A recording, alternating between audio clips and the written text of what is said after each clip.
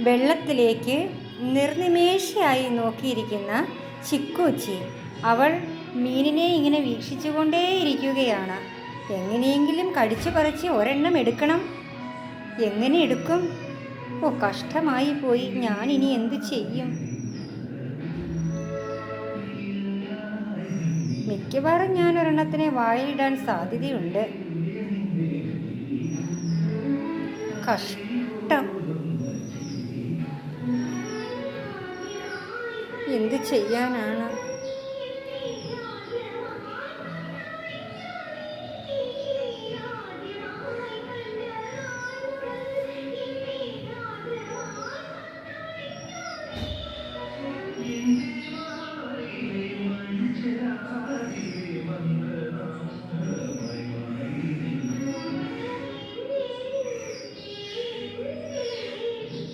പാട്ടൊക്കെ കേട്ട് രസിച്ചുകൊണ്ട് മീനെ നോക്കിയിരിക്കുകയാണ്. എന്ത് ചെയ്യാനാണ്?